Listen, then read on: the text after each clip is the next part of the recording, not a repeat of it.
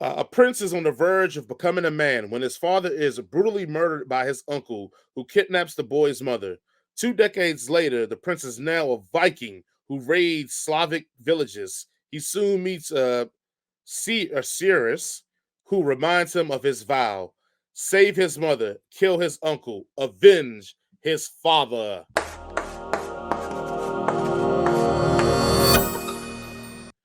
Jason, as always, if you're new to the show, guys, we sum up the movie in one sentence. Jason, what is your one sentence for the Northman? Revenge. If you're going to go for revenge, dig 2 graves. One for you and one for your revengee. Yeah, something like that. I don't know. There you go. My one sentence review of this movie is: this is the Norse Anakin Skywalker life story. And we will talk about that. So, Jason, would you like to go first, or would you like me to jump right on into it? You go ahead first. I want to hear what you got to say about this movie. Yeah, so I mean, I want to hear about what you got to say about this movie anyway, but right. It wouldn't matter. It would just if you want to hear me first or hear me last. Yeah. The Northman is a Norse Viking revenge movie for the people who really, really enjoy artsy fartsy movies. I'm here for that. Yes, I'm here for that. The problem is that a lot of people are not, because it does not move at the same pace as a revenge movie does. The first half of the movie, you feel like Homeboy forgets that he's supposed to be going out for revenge because he's out here living his most savage but best life all in one swoop. And that part is very entertaining. When it gets to the point of him trying to seek his revenge, I think it's very excellent as well. But why I call this the Norse Anakin Skywalker story, because it isn't direct reflections and similarities, but there are some similarities to a boy, being turned into a slave, waiting to become powerful enough to go back and like save the ones he loves, finds out the ones that he loves aren't aren't not having the best situation. Right. And can't save it, and it basically sets him on fire to go even more dastardly. And the last final scene just happened to take place with lava somewhere around them and all around in the sea. So again, it's an enjoyable movie, but this is the things that I enjoyed more than everything. I think the imagery looks beautiful. I think they shot this so well.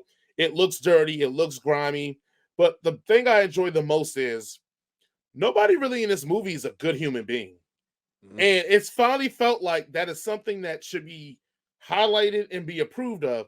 Like, I hate that in Gladiator, he gets like almost, you have sympathy for him because what happens to his family. But you forget he's raiding and killing a bunch of people.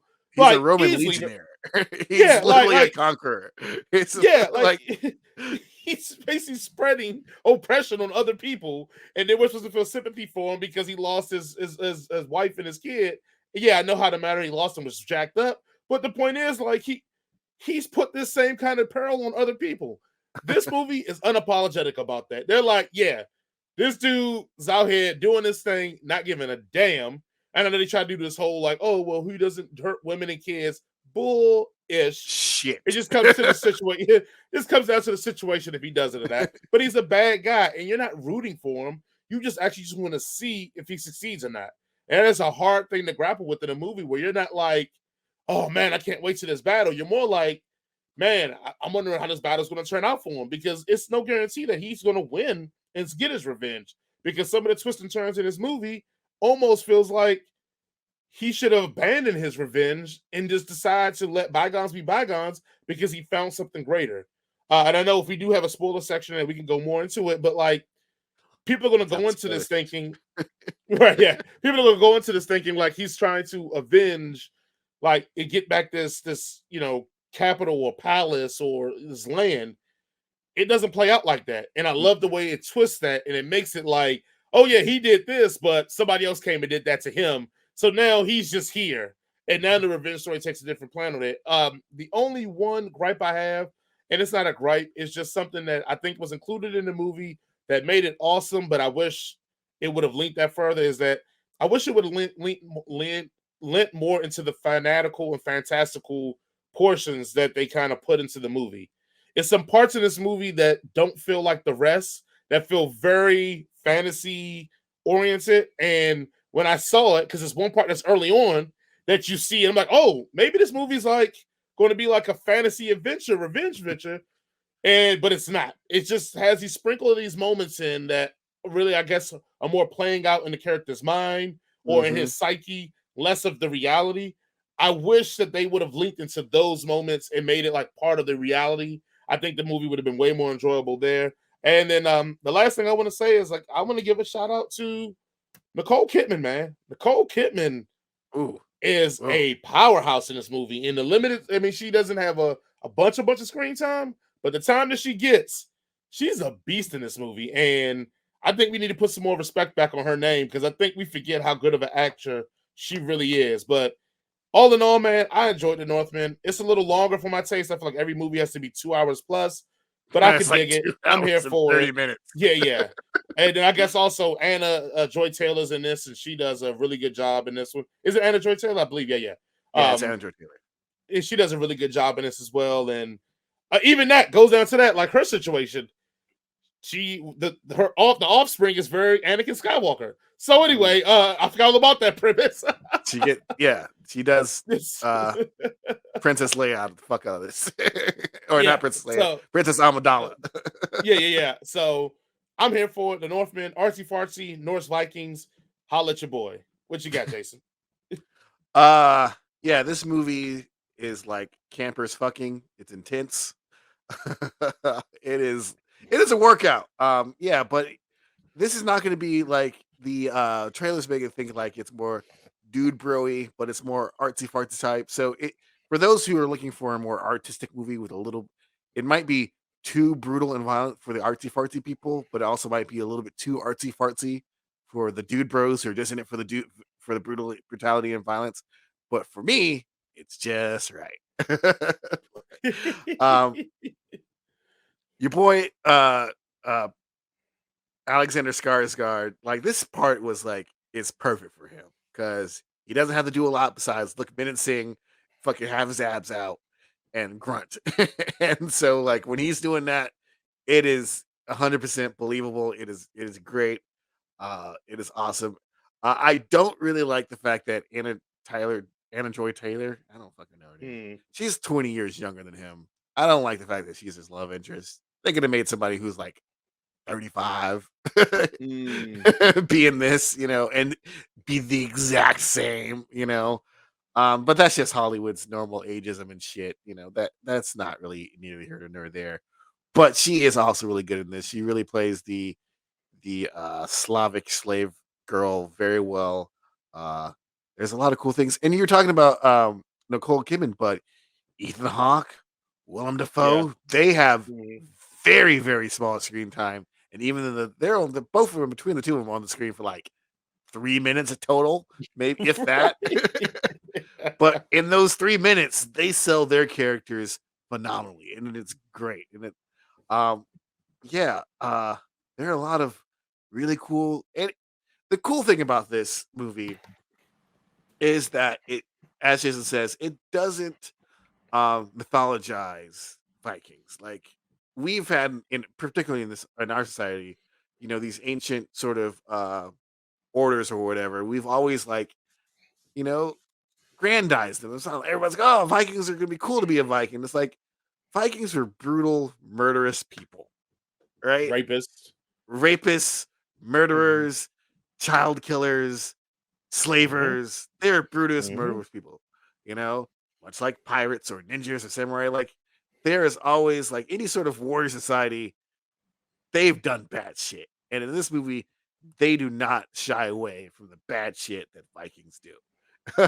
Like, not even 1 inch, not even one not inch. like so if you were one of those big old Viking fans who just love everything about Vikings and think they're the coolest people in the world, some of the stuff they show you is probably gonna like knock you down a peg or two because it is very brutal. But that's also what I like about this movie is that like a lot of the stuff is like we goriness and it's great. It is long, but I feel like especially when he gets to the point where he's trying to plot out his revenge, it still has a good narrative thrust that it keeps you moving, and you don't really feel the weight of its length as much as you could in other movies.